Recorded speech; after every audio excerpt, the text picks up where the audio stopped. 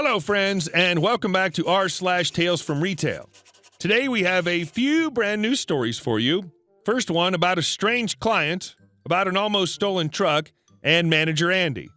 But before we begin, thanks so much to everyone who's subscribed to the channel and put in a notation so you don't miss our new videos every day. Let's move to our first story. I sabotaged your truck, so you owe me money. That title doesn't begin to summarize the insanity I'm about to detail. The twists and turns here are innumerable, all thanks to a very special customer.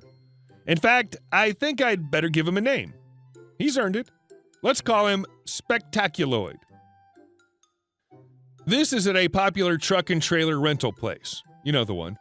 Spectaculoid rents our biggest truck and says he's going to need it for 3 days. Awkward because this truck was in high demand at the time, but he insisted and we shuffled things around to make it happen. Got super clear about the return time.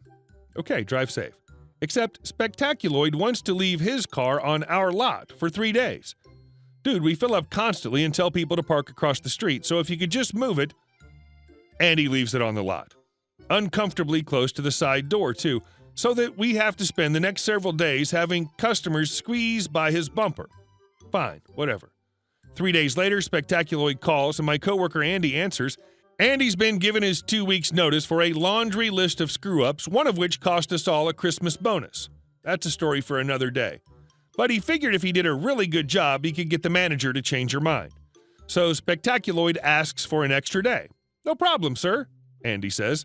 The family who reserved that truck for the afternoon are now hosed. Nice work.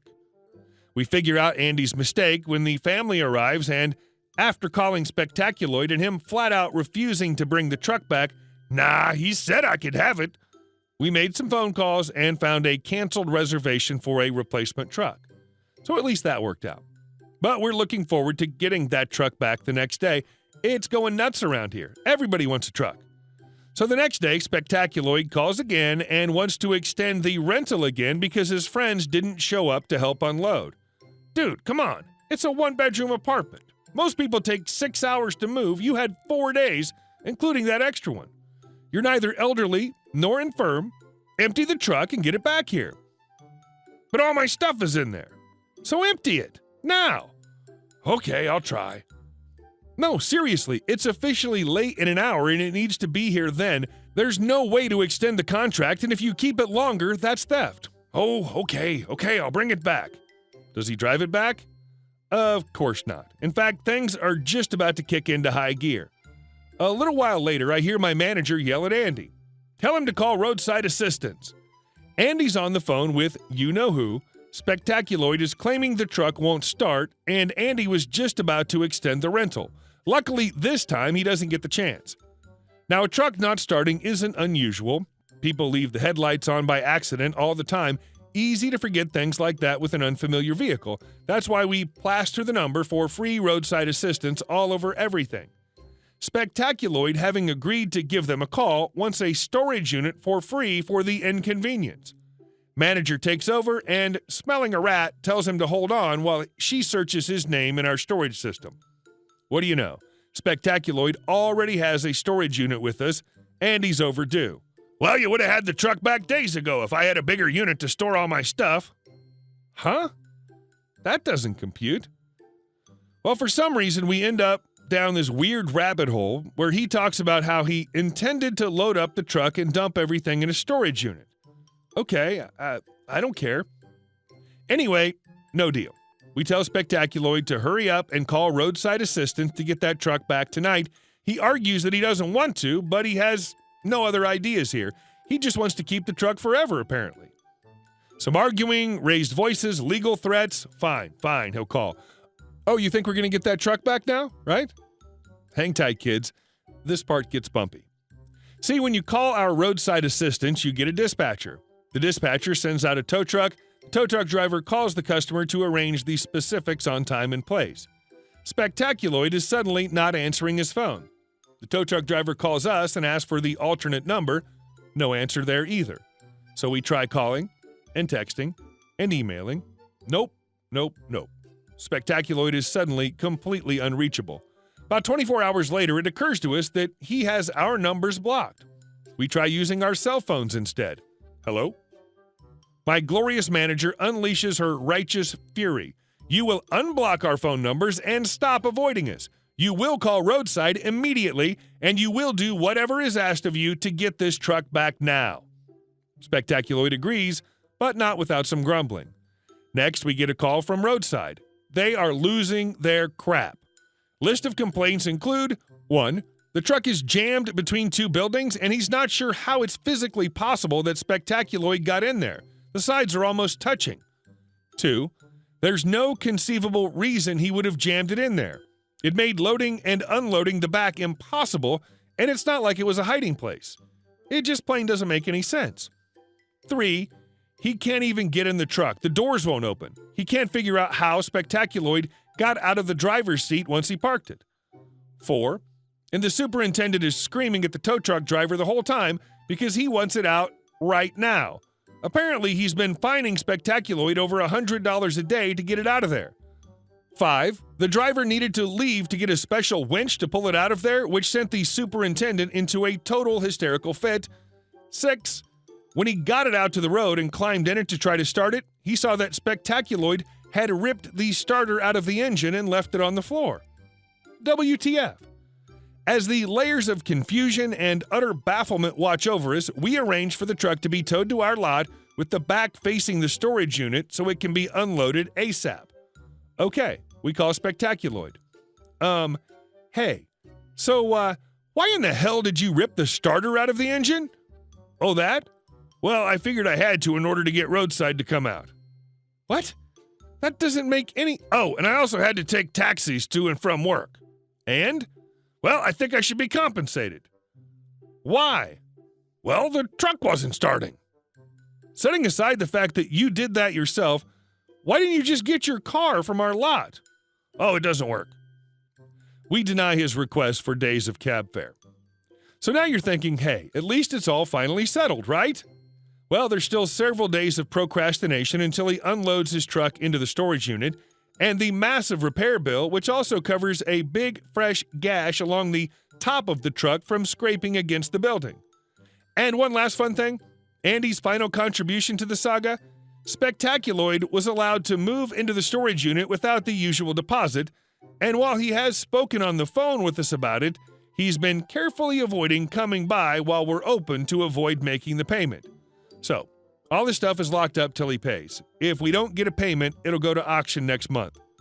Last time we saw him was on a security camera. You see, we noticed his car was finally gone, so we checked the recording.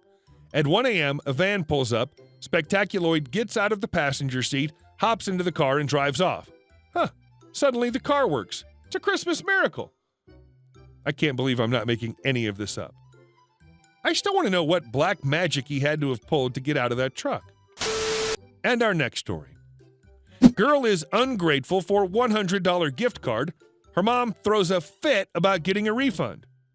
So I work at a big clothing store, and this lady and her daughter come to my register. I rang up the shirt the mom had in her hand and thought it was going to be a normal transaction. Wrong. Before I could get to asking for a form of payment, the mom pulls out a gift card and a receipt and says, "I'd like a refund for this gift card." I know that gift cards are final sale and I can't give her the money back. She then pushes the receipt and the gift card closer to me on the counter and says, "My sister got this for my daughter's 16th birthday, but my daughter wanted a completely different clothing store's gift card instead." I said, "Ma'am, even with this receipt, I'd only be able to give you another gift card, even if it let me." She demanded that I attempt a return, so I did, and of course the computer doesn't let me do a refund. She was irritated because there was $100 on the gift card and she wanted it for another store. So to double ensure that the lady understood they weren't refundable, I walkied my manager and asked, "Hey manager, are gift cards returnable?" Like clockwork, he responded with, "All gift cards are final sale."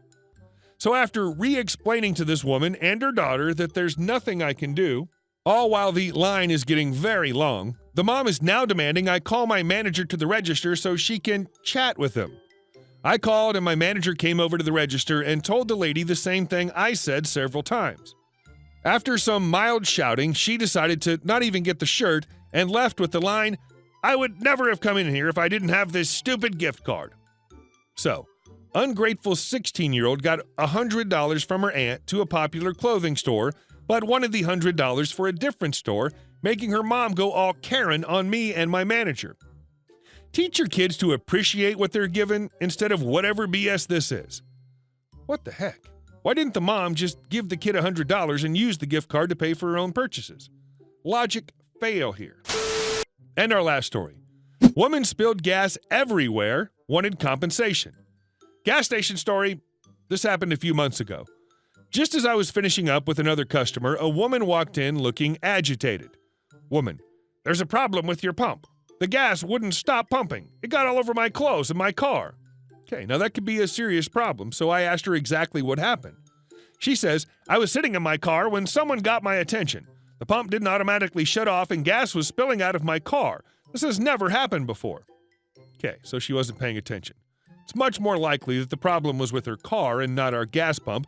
Regardless, I apologized to her. She wasn't angry or combative yet, just panicky. So sorry about that. Here, we have a sink over here that you can use to wash your hands, and we have some rags to wipe off your car. Unfortunately, we don't have any real way to get gasoline out of clothing. So what, am I supposed to just go home like this? Sorry, but I'm afraid we can't help with your clothing.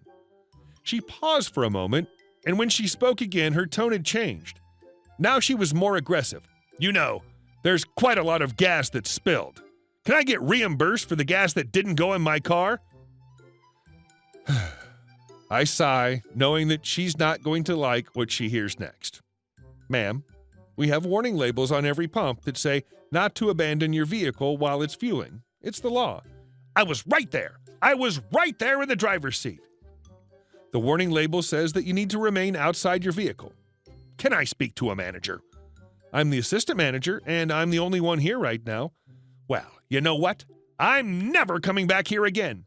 And I'm going to tell all my friends that this is the worst gas station in town and they should never come here. She stormed out, still mumbling about how terrible we are. For the record, there wasn't a problem with our pump's automatic shutoff. Later, my manager told me that I should have responded to her reimbursement request by asking if she could put all the gas she spilled back into our fuel fills. With comebacks like that, I would love to work for that manager. Thanks for watching, guys. I hope you enjoyed the video, and I'll see you in the next one.